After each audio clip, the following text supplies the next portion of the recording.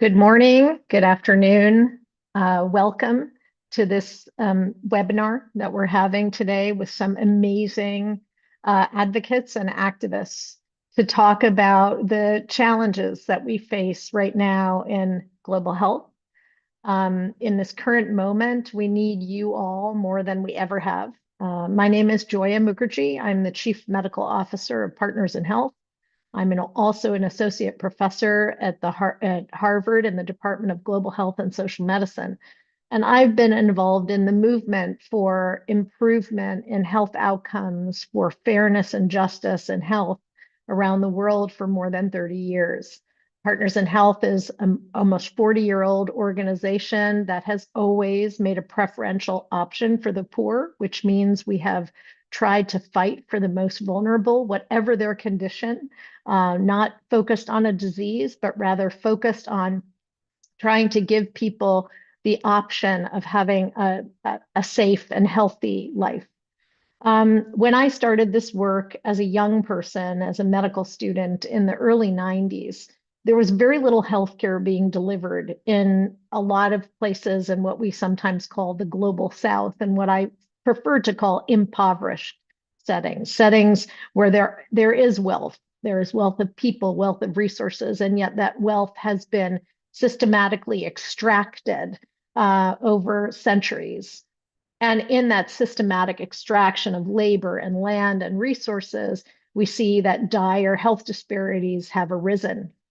And yet, for most of the 19th and 20th century, the world did very little to right those disparities and to right the conditions in which people live and die in great difficulty.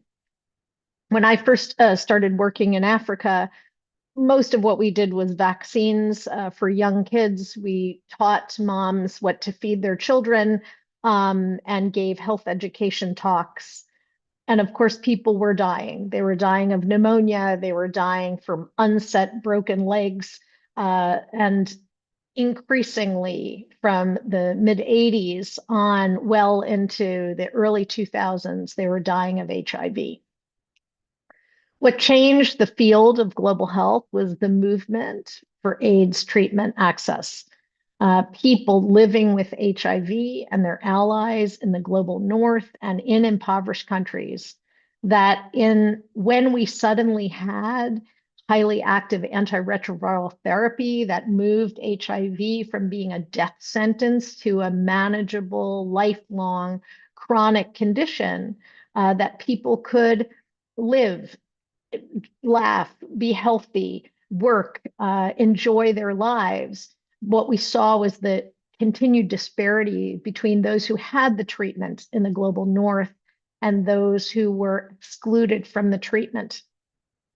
Those people living with HIV around the world stood together in solidarity, and they demanded that treatment. They demanded that treatment by popular protests. They demanded that treatment through trying to generate new scientific evidence.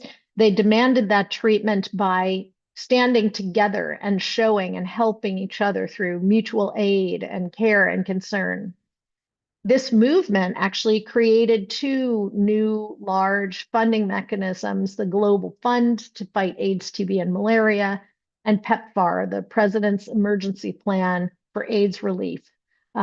They started in 2002 and 2003, respectively. What was once an area, global health or public health, that got less than $200 million globally a year, moved into the 10, 15, and even $20 billion a year. And that was people powered. That movement was people powered. When we caught that car, when the dog of the movement caught that car of suddenly had funding, then we had to figure out, how do we best use this money? Because nobody wanted to treat AIDS alone.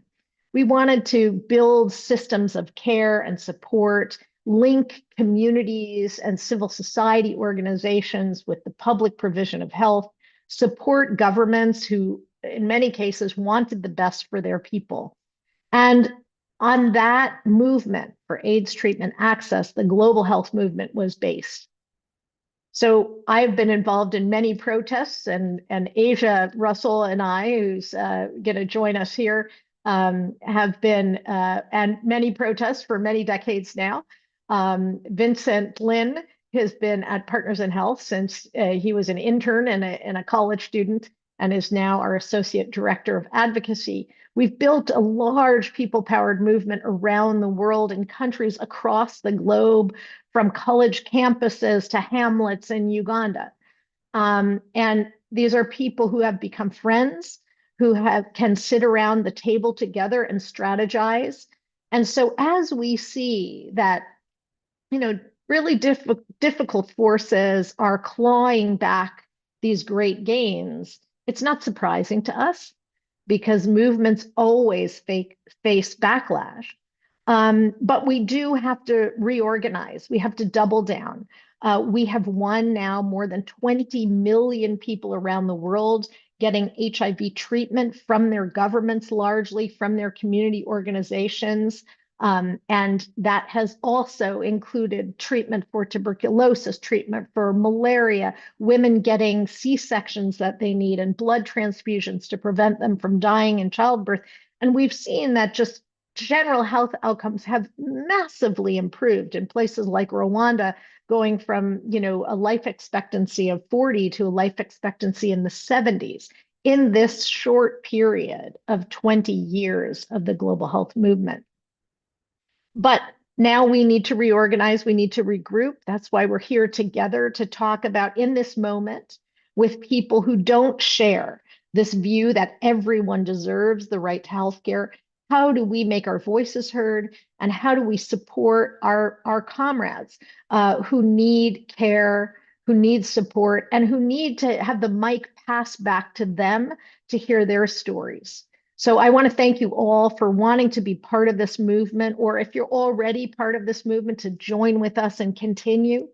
Um, there is always things we can all do to fight for the vulnerable. There are always things that we can do to improve fairness and justice. Sometimes it's easier, sometimes it's harder. This is a time that it's harder, but we invite all of you to be part of this movement. So joining us today, we have Asia Russell, who's the executive director of Health Gap, which is the global access project founded more than 20 years ago to try to address this gap between rich nations and impoverished ones in terms of HIV, but then many, many things in health. And Vincent Lin, our Associate Director of Health Policy and Advocacy at Partners in Health, who was just down at Capitol Hill this week to talk about AIDS funding. So first, I'm going to go over to my dear friend, Asia Russell. Asia, please introduce yourself and share your background and what maybe you can reflect on advocating for PEPFAR, advocating for treatment justice, and all of the things that you have continued to use your voice and lift up others to do. Thank you, Joya. It's such a joy to be together with you both and with so many comrades and allies watching and participating during what is a moment of turmoil and chaos and crisis, but also a moment of inflection, and one where we don't have the privilege of despair or inaction. Um, I have had the privilege, speaking of privileges, of being an AIDS activist for all of my adult life. I was actually a young college student who started going to ACT UP Philadelphia meetings in the late 90s, when in the US there was a different disparity playing out, one where what were then the most expensive medicines ever marketed, that were literally bringing people in the US in wealthy nations back from the dead, triple combination antiretroviral therapy. Um, I was being schooled by HIV positive comrades, who recognized that the way they got healthcare through Medicaid as low income people, through safety net programs like Ryan White that had been built up through direct action over decades during the earliest years of the AIDS pandemic in the US, that these systems were not going to pay for these drugs.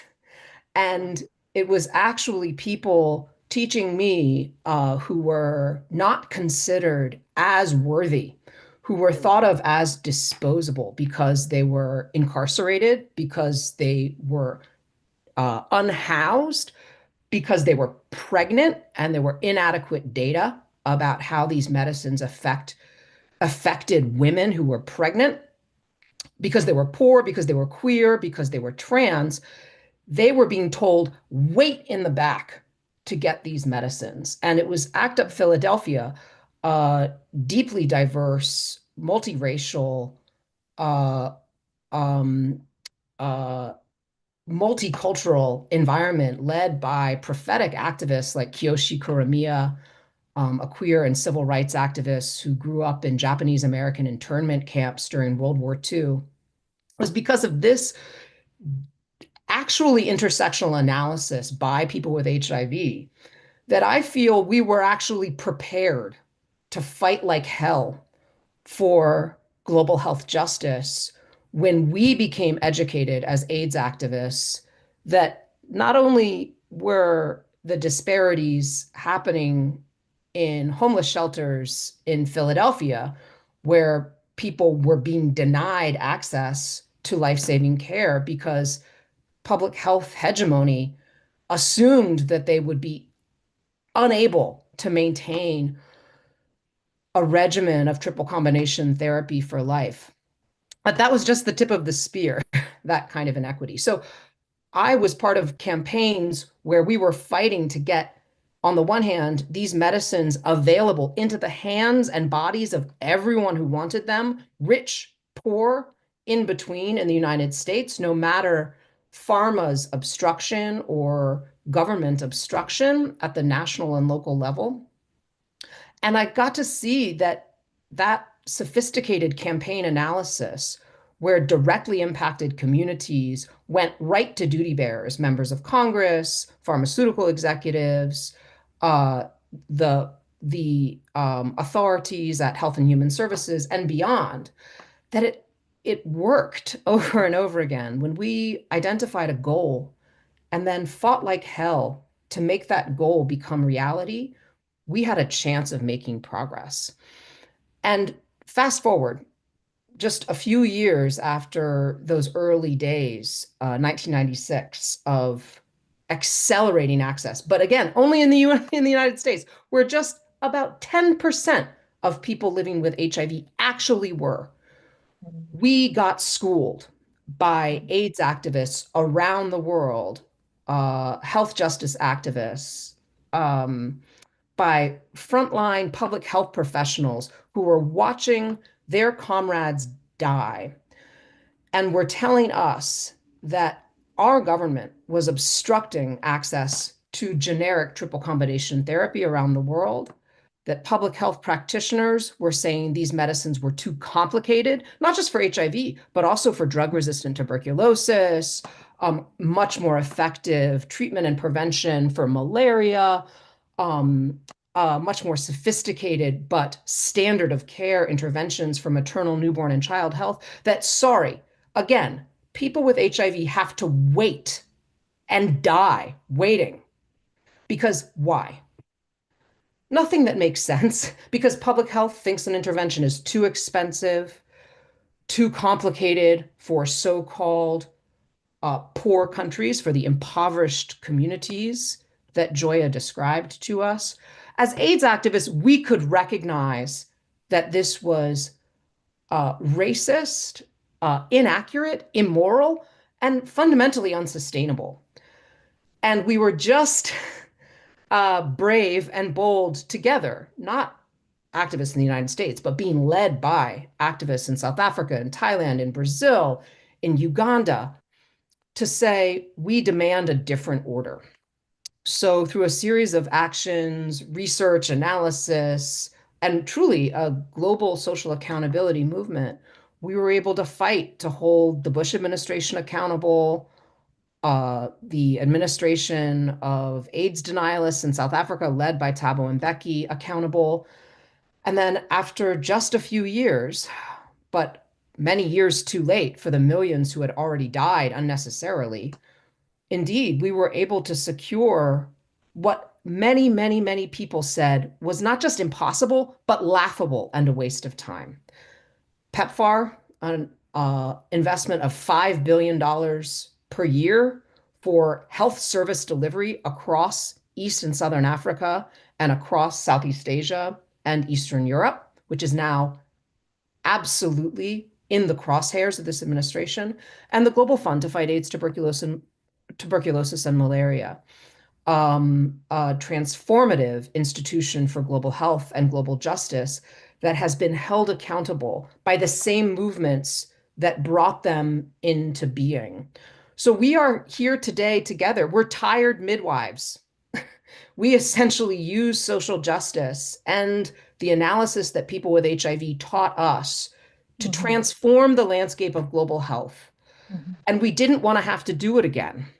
Mhm. But now we do, because we have an administration that, unlike the first administration, could hide behind claims, however hollow, of ignorance.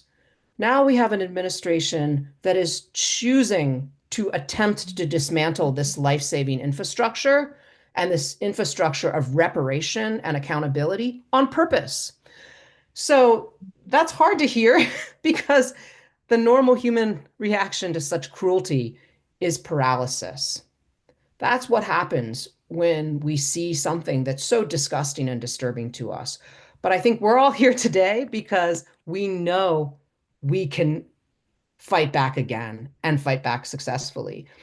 And interestingly, and I guess this is my final point, it's the 20 years of work together that generated this infrastructure that I honestly feel has also prepared us for this moment. Mhm. Imagine if we had listened to those Mhm. ministers of health, Mhm. to George Bush's advisors, to Donna Shalala, to so many people from across Mhm. the political spectrum Mhm. who would dare to say to a person with HIV and tuberculosis, no, you have to wait because drug companies said these medicines should be as expensive as they are, or you have to wait because we think you deserve what you have. Mhm. Imagine if we had listened. So that muscle that we all developed over the last 25 years, that's what we need to deploy now, Mhm. but we can't do it the same way. We need Mhm. more solidarity. We need more bravery, and that's where everyone on the line comes in. Because just like I couldn't pretend just to listen to my mentors and accept what they shared with me, oh, you have to lead us today, everyone Mhm. watching and Mhm. listening with the expertise and, global health didn't really even exist as a It discipline didn't. five It years didn't. ago. It was considered laughable. Yeah. Now it is the most cutting edge area of engagement, of leadership, of social thought. And that's what's going to take us forward, combined with action on the streets to hold duty bearers accountable. Because Mhm. one thing's always going to be true. I mean, the facts and the expertise, that's all necessary, but it's wildly insufficient to meet this moment. What we need is the power and the stories and the tenacity of the communities who have the most to lose, and Mhm. they'll be the ones to lead us into this battle, and they'll be the ones to lead us in hopefully celebrating Yeah. victory. Yeah. Thanks. Thanks so much, Asia. I mean, it is fantastic to remember that times were very, very dark, 20, 25 years ago. And we saw massive victories in terms of just people being listened to, people showing that they had the power, and the world delivering on that.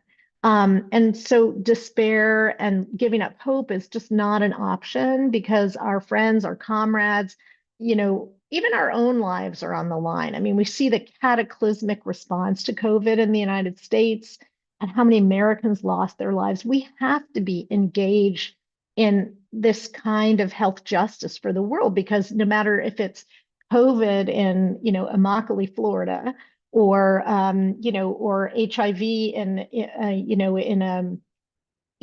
in a prison camp in Johannesburg, it's always going to be the poorest and the most marginalized. So listening to those stories, elevating that, passing the mic to the people, really it works. It absolutely works. And just because we have to work harder doesn't mean it's a failure, doesn't mean it's too dark. I mean, when I started as an HIV doctor, there was no treatment for HIV, and people laughed at us for even going into HIV. Oh, what do you want to be, a palliative care doctor? So it was just considered like a ministry rather than medical care. But we got into it, myself and many, many others, because we cared about people who were being marginalized from society. And so that turns us really to what actions we are working on, we can take today. And, Vincent Lin, who's our Associate Director of Policy and Advocacy, has been really on the front lines of trying to organize some of our grassroots constituency at Partners in Health and young people and old people across the country to think about direct actions we can take, how our power, we can use it, we can bridge gaps in power and try to fight for more justice. So, Vincent, maybe you can share with us, what we're doing right now to try to assure that we don't backslide on our commitments to justice and fairness in global health. Thanks, Joia. And truly an honor to be here with two of my greatest teachers in this life, and, trying to tackle the historic injustices that we face. You really need to have that community and that mentorship. And I think movements are so much built on individual relationships. Asia talked about the folks that she learned from in ACT UP Philadelphia. And I will say, of all the groups that I know of in the world, ACT UP and Health Gap have the most effective and greatest analysis of how power and pressure and protest and media work. And I highly, highly encourage you to follow them, get involved in their work, and sign up to work with them. A couple of other groups that I think are great to be involved in a time like this. Results led by Joanne Carter, they've been at it for decades and really teach all the tools to do effective work and effective advocacy through local media, through congressional work. Partners in Health Engage, our own grassroots network, which I'm so grateful for that network, because that's how I was trained and brought up when I started as also a college student, 11 years ago. And all of these organizations have ways for you to plug in today and get involved and be effective as advocates. I think, Joia, I'm so extraordinarily concerned across so many areas, and it's pretty unprecedented in all the work, the last decade of work that we've done. Just yesterday, reading through the proposed cuts to Medicaid in the budget reconciliation package, and understanding how that affects the most vulnerable communities. I spent a lot of time working in tribal health advocacy, where we see the long, history of injustice and inequity in the health system. And I know that those are the communities that will be impacted the greatest by Medicaid cuts, already facing 30% physician shortages, for example. We see the $11 billion in state and local public health funding that's been terminated, even though Congress has already authorized that funding here in the United States.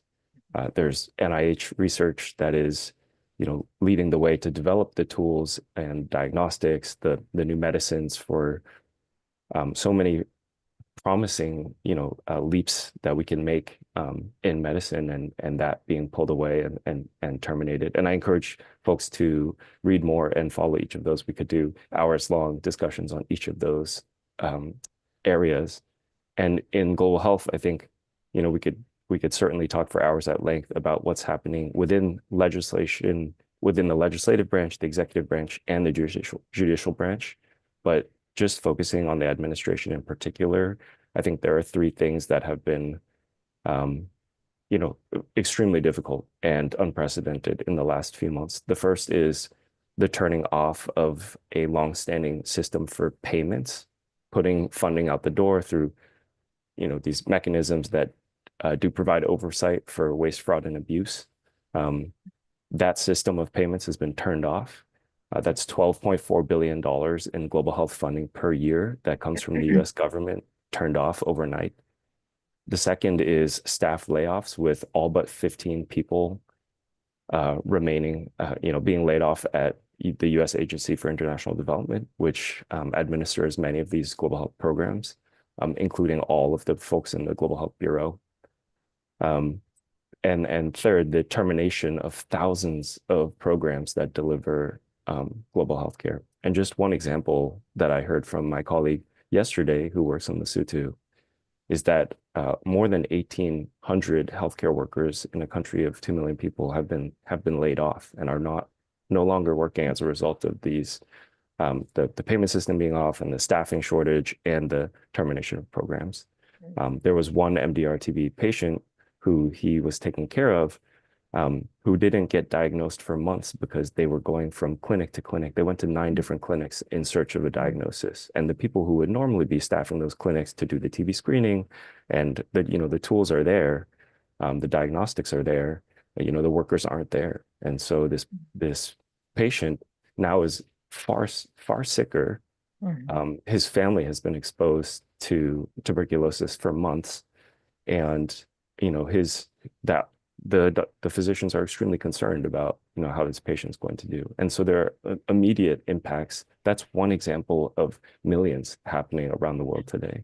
It takes, as we always talk about, staff, space systems, and social support to provide care. And when you take out one of those pillars, then even if you have the other 4 available, the healthcare doesn't get delivered.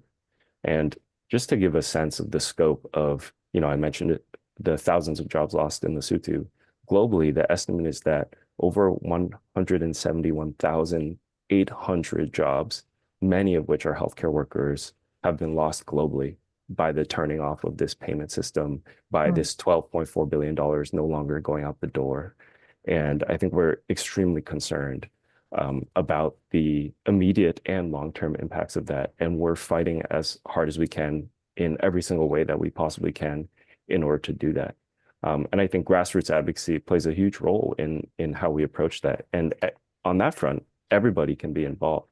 I joined as a PIH Engage volunteer, and you can very easily sign up to do the same at pih.org/organize. We're always looking to grow the movement, and we have individualized coaching and resources available for you. We have an amazing team led by Sam Keltz, who are growing the movement and building out teams across the country, plugging folks in and teaching them the skills of how to be effective in calling, emailing, writing snail mail that Congress opens up every day, meeting folks in their districts locally, organizing with like-minded constituents, going to town halls. And if people don't show up to do that town halls, holding your own town halls and press conferences, how to write letters to the editor in your local newspaper that are, still read. We have guides and folks who can guide you to do that at pih.org/organize and in the other organizations I mentioned, HealthGap, Results. And you can utilize those tactics and skills across all of these areas: global health funding, state and local health department funding, research funding, and also these proposed Medicaid cuts. And maybe you could just, Vincent, talk a little bit specifically about the NTB Now Act and your work on that, and then specifically a little bit about TB Hill Day, just to give people a sense of, where we are immediately right now with activism on tuberculosis. Yeah. In the long run, I am so encouraged by the progress that the movement on tuberculosis has made this last year. Last year's Hill Day, around World TB Hill Day, had an incredible group, 30 folks from across the country. They did 35 meetings on the Hill. This year, we were able to mobilize with We Are TB, the survivors group, John Green, TB Fighters, PIH Engage, 210 constituent-led meetings in a single day on Wednesday, just a couple of days ago, with congressional offices on the Hill. We had 94 Senate meetings and several others that we had to drop because folks got sick and couldn't make it to DC. But Tuberculosis kills 1.25 million people every year, which is just shocking. It is not natural or inevitable. It is a preventable and treatable disease. And 150 million people have died since we've known, what the cure is.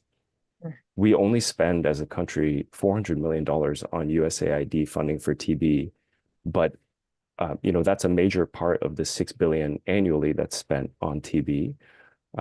By 2030, we could reduce TB mortality by 90% if we spent 22 billion per year. And that's not that much money compared to, for example, Americans spend over 30 billion a year on pet food.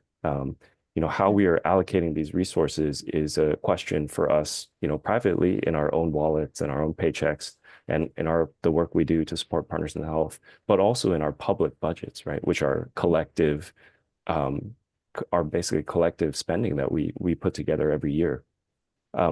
So we were on the Hill advocating to get back the terminated TB programs, which are about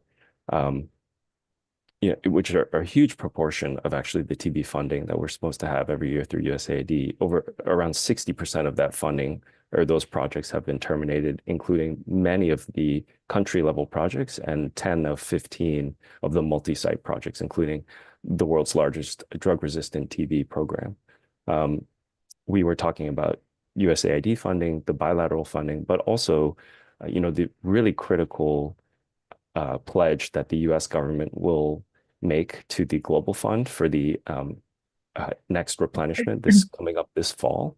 The US is the largest donor to the Global Fund to fight AIDS, TB, and malaria, and we cannot back away from that multilateral mechanism, and we have to make sure that our government stays there because, we're seeing that happen across all other areas of, multilateral involvement. We're also talking about domestic CDC funding because we have over 10,000 cases and growing of TB per year in the United States with flat budgets at the federal level for CDC funding and hundreds of deaths from TB per year and large outbreaks recently in Kansas and in other states here in the United States as well. And also we were talking to folks about NIH funding, the research and development funding with all of these new promising tools in the pipeline. To cut that off and stop clinical trials midway is such a tragedy. And there's so much we can do to grow from here, but I am really encouraged that we've really grown so much. And there are so many people to thank, and I would like to thank a few individuals. As I mentioned, movements are based on these individuals and relationships. There have been hundreds of volunteers and organizers and supporters for this TB Hill Day, and I just want to shout out a few very quickly. Kate, Tenzin, Nicole, Grace, Jenny, Cricket, Tim, Julia, Ben, Carolyn, Tom, JD, Hannah, Catherine, Michelle, Tori, Shalom, Leanne, Chloe, Rosie, Carol, Jen, and KJ, people who took off work to drive and fly or take a train or a bus to DC, people who paid their own way to get there out of solidarity and empathy. And we had two incredible doctors who traveled halfway around the world to share the stories of their patients that they had been just treating for TB. And it's my honor, absolute honor to organize and work with all of you who I know many of you are on the call today.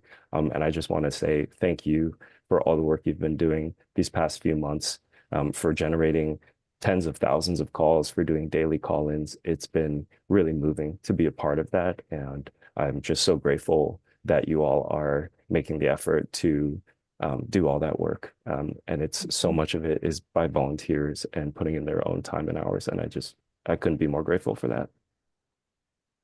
Well, thanks so much, Vincent. You're such a passionate advocate. It's just such a pleasure to watch you. I think there's been a lot of similar questions to that which you've both already answered. What's going on right now? What can we do? But I think just to drill down a little bit, one is, what do you think is going to be the impact of the freeze, the cuts? How do we take that? Do we take that as a cut? Do we take that as something we need to do? We're not calling a cut. We want to go back into it. Like, how how are we seeing that? And I'll go first to you, Asia. Like what should be our political stance, and what can individuals do to counterbalance this?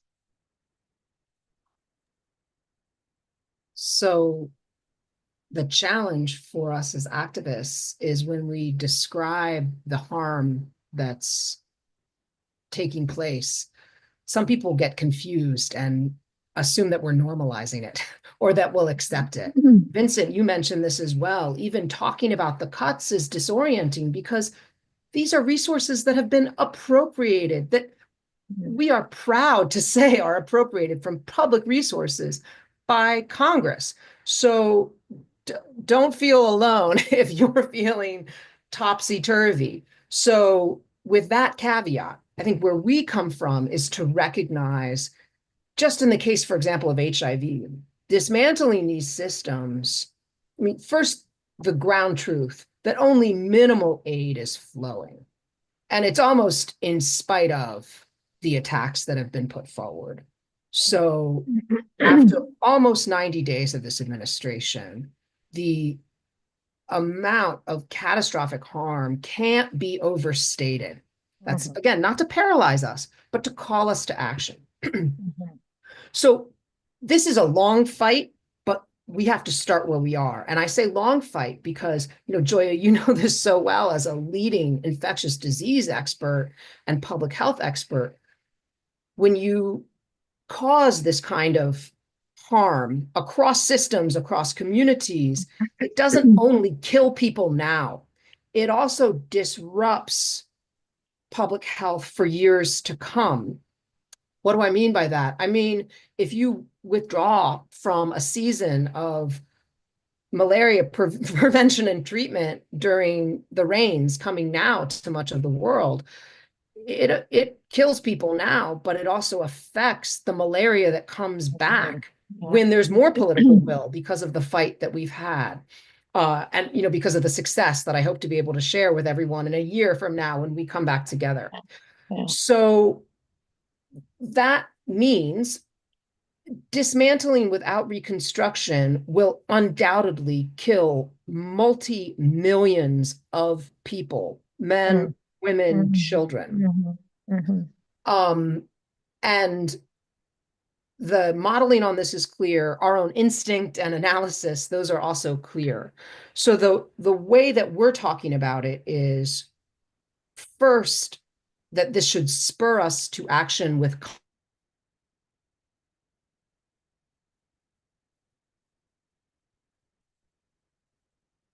I think Asia froze for a minute, so maybe Vincent, you can take up from there until she comes back on. Oh, no, there you are, Asia. Go ahead. No worries. Oh, technology. Yes. So the resources, the good news.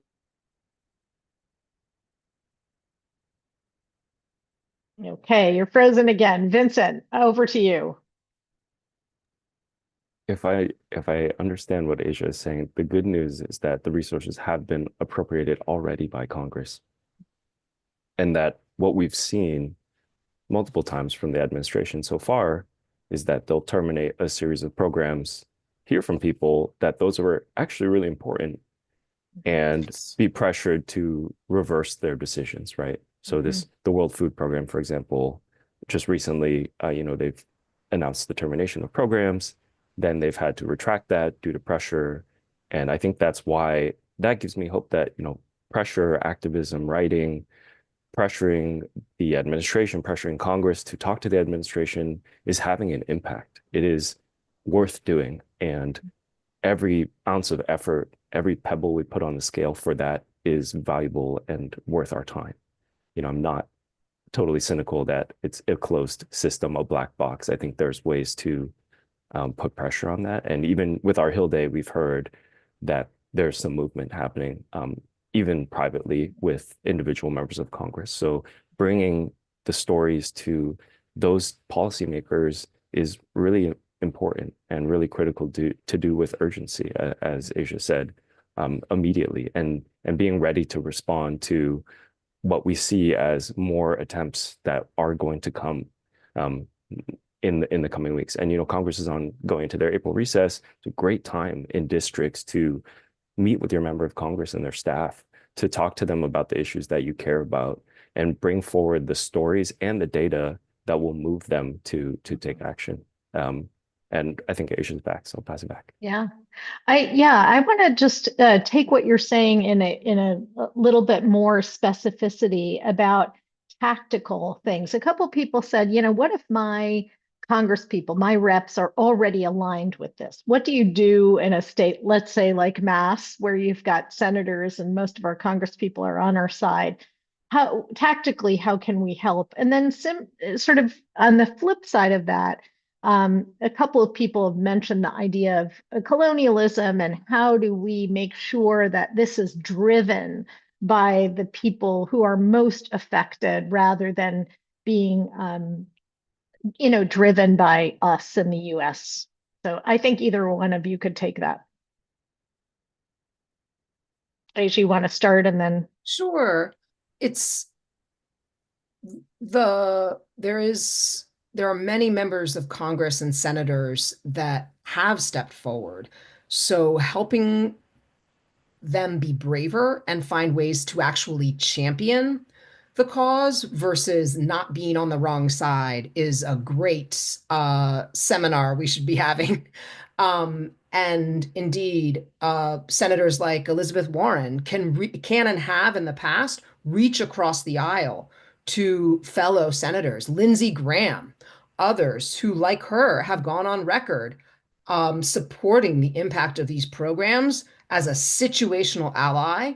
So now's the time to spend that political leverage on a global life and death issue, if not now, when. So I think coming back, building on the openings that you've cultivated and to say, okay, now we have to stand with you and ask you to take it to the next level, which is go beyond writing letters, go beyond what's considered the easiest, the lowest hanging fruit, and do something unexpected. And we'll help stand with you to figure out what that is, to map that out, whether that's something happening already during the recess period, as Vincent mentioned, or something down the road. We have the momentum that we don't want to give up on.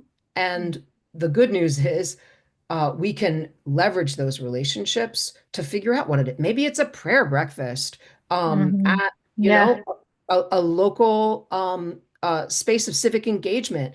Maybe it's a speak out with directly impacted members of the diaspora from Uganda in Boston, where there's the second largest group of Ugandans outside of Uganda, who can sit down with Senator Warren and say, we know why this is a kitchen table issue. We send remittances every week back home to the people who are our people, our family members, our comrades who are suffering as a result. And we pay taxes here in Massachusetts. Creative options like that really tell the story in a different way. And that gets to the point about colonialism.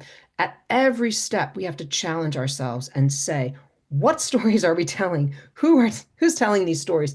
And for what reason?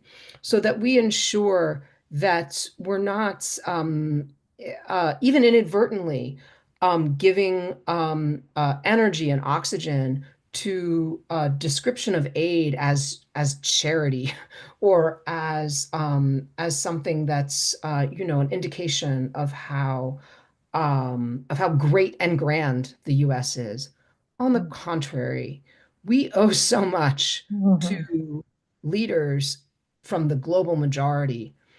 And it's really a testament to their power that we've even been able to build these systems that have gone the slightest, distance toward some kind of reparation of harm over generations.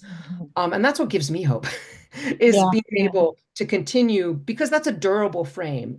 Frankly, if we had just been talking all these years about charity and about this being an indication of just how wonderful the US is, we wouldn't be able to respond with this kind of attack because our political framework and our analysis and our evidence wouldn't make sense. Because, it would basically be playing into this inaccurate framework that it's a zero-sum game, and at a certain point, America has to come first. And it's only because we were really truly grounded in being led by directly impacted communities that we can now write the next page and the next chapter, building on what's a really resilient body of evidence, which is that that's utterly untrue. And even if all the models around economic efficiency and impact didn't line up, this is absolutely what American taxpayer dollars should be going toward. And it's just a testament that, how many ordinary people have responded to the call with the TB advocacy days and more and more and more that validates where we're coming from. Yeah, and I'm just going to add my own input on this one, because I think that there is no world in which we would be where we are in global health without the leading force of impacted communities. And my experience in, working in impoverished settings for more than 30 years, for having the majority of my friends be people who are from the global South, those affected people, those leaders can tell immediately who is there in service of their cause and who is trying to have their own agenda. And so I never have a conflict for the work that I do as an advocate, because I know that my friends will keep me honest, and I think Partners in Health has always been a really unique organization, because 11,000 of our 17,000 employees are poor people, most of them who have suffered from impoverishment, disease, premature death of their children and relatives. And they keep us honest every day. They're our friends, they're our colleagues. And so I feel like if you are just willing to listen and be of service. So that's one thing I would say to this sort of colonialist idea, that we are really servants. And then the second thing is the power of the purse is still, unfortunately, in the United States. So as Americans, we have a very important role, because this is our country. We vote, we pay taxes. And I know my colleagues around the world are working with their governments to try to improve systems, to try to do a better job. But as Americans, it is incumbent on us. Unfortunately, this government is going to listen less and less and less to people outside of their inner circle. So we still have power as Americans to make a difference. And I think that's a role that many of us want to play, to be in solidarity with our colleagues around the world who are also putting pressure on their own governments. Vincent, do you have anything to add to that? Extremely well said. And one other thing was very well said by a mentor of mine, is that health is a thermometer of injustice. And I think if we think about all of the other things that are happening today that are accelerating the new sort of imperial desires of our own country, so much of the health inequities that we face in clinics, in our advocacy, are functions of economic extraction that predate even the colonial project, like transnational slavery. And in the United States, when I referenced tribal health inequities, the centuries of broken promises and extraction of land and forced displacement. And I think if I'm to suggest other ways for folks to take action against the colonial project, it would be to be aware of those forces and efforts to increase the power imbalances that lead to these inequities. There are so many policies that are being proposed today that would make the timeline or timetable for access to medicines, for example, so much longer based on the system that we have. And to push back against those efforts as well, I think is really critical in this moment. Absolutely. Absolutely. And one of the things I want to address that came up a couple of times is, what can African countries do to support their own health systems, to re-engineer, to absorb the shock? What are the alternative mechanisms? I mean, first of all, we're not giving up. We're not giving up because these monies have already been appropriated. As Vincent said, many of these actions are frankly illegal. And so as American citizens, again, we have a real role to play in holding our leaders accountable. But don't think for a minute that people in the global South aren't already engineering their health systems, aren't already holding their governments accountable, aren't already seeing massive change. I mean, having the privilege to work in countries like Malawi, for example, which one of the poorest or most impoverished countries in Africa, that government has taken on, the massive treatment of HIV, tuberculosis. They had the fastest scale up in Africa, despite the level of impoverishment, because they had a very strong commitment to equity. Now, does that mean everything is perfect? It does not. But we have already seen that with the flexibility that the Global Fund and even some of the PEPFAR money have given governments and civil society organizations, they have done more than we ever could have imagined we could have done in the United States. And if you look at the response in many of these countries to COVID compared to our own, they're already learning the lessons of public health and re-engineering, but we then have to live up to our commitments as well. So I think there is a lot of amazing work going on around the world. And as Americans, it's our job to make sure that we can have our government live up to the responsibilities we have here. I'm wondering if, Vincent, you've been, both of you actually have been involved in this movement since you were young. How do you think college students, high school students, how do younger people sort of engage? Vincent, why don't you start? Sure. I think younger folks, yeah, there are a lot of pressure on high school students and college students. I will acknowledge that. Maybe not a lot of sleep, but have a lot more flexibility actually in their lives and more time and ability to organize folks. Maybe you're at a college campus with people from across the country, right? So your constituency is already pretty broad based, right?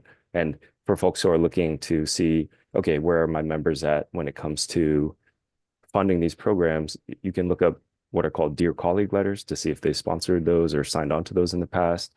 You can look up Senate Amendment 1266, introduced by Rand Paul on the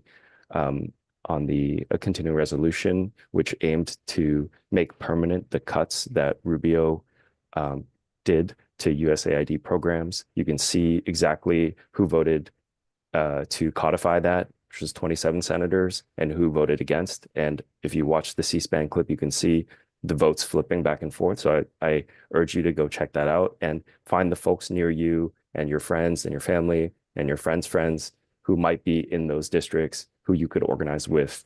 And college campuses are amazing because you are getting folks in their formative years. You can change the way they think for a long time, as I was changed. And it's just a great place to organize because everybody's in one place, location, Yeah. and looking for things to do. Yeah. Asia, do you want to take a quick shot at that? How do young people around the world get engaged? So young people often have the absolute best ideas about strategies, tactics, about thinking outside the box. And it's through that process of being led by young people that our movements get stronger. I'll never forget when we were fighting for early appropriations for the Global Fund and PEPFAR in the mid-noughts. It was high school students around mainline Pennsylvania that actually had wonderful, very generous blocks of time that they would set aside for walkouts on their campuses. This is high school again, remember, for lobby days, for so much effort. And it was really inspiring. And to say nothing of the college students who made their dissertations about the activist work that not only were they capturing, but they were a part of.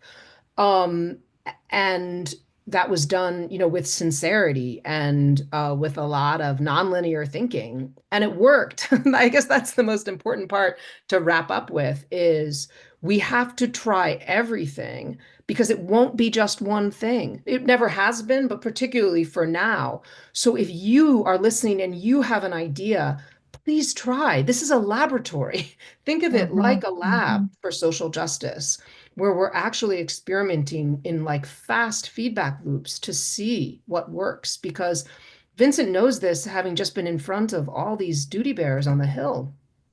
So many of them don't know what's happening.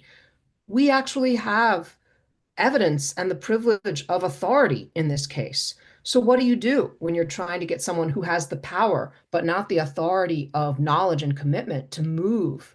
Well, it takes facts, it takes pressure, it takes everything. So don't discount the ideas you have. It could very well be that what came to you in the morning is what can be implemented as one move by the end of the day that can help, as Vincent, you said, put the pebble on the scale, because that's the only thing that's going to take us forward. And sometimes those pebbles have an impact years later that you would never imagine. In college, I had a friend who was organizing in South Bend, and there was a mayor who was interested in the local group and what they were doing. And a few years later, that mayor was running for president.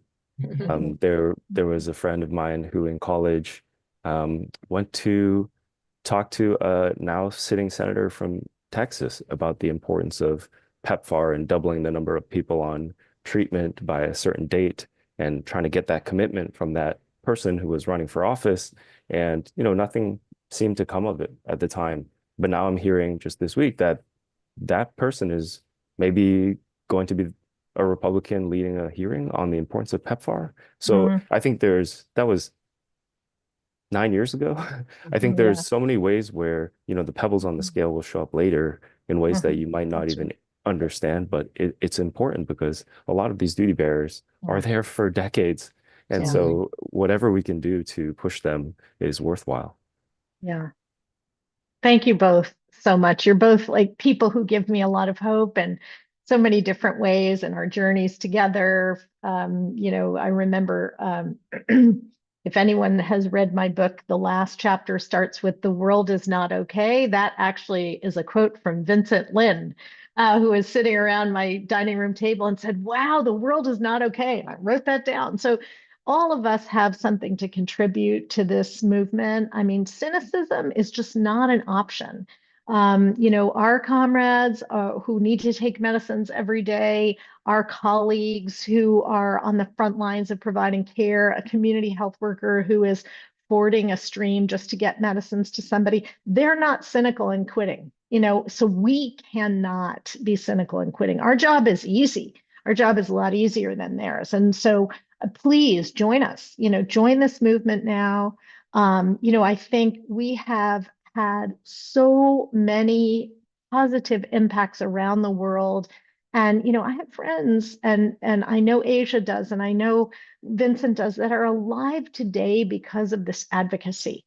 In some ways, all of us are alive today. When I first, worked in Africa and people were dying every day and funerals every weekend, it seemed like the worst, it seemed horrific. And then little by little, things started to change.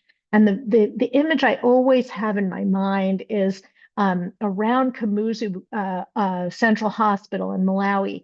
There used to be rings and rings of coffin shops. And over the years, those disappeared and became furniture stores. Those woodworkers started making furniture for the living instead of coffins for the dead.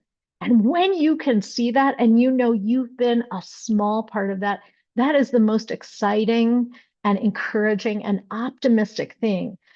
So please join us. Please join us in this movement because it's just cynicism is not an option, and we're going to win. We're going to win. So you might as well side with the winning team. So thank you all so much for joining us, and always a pleasure to be with both of you, Vincent and Asia. Thank you so much. It's wonderful to be with you. And thanks to everyone who took time to participate.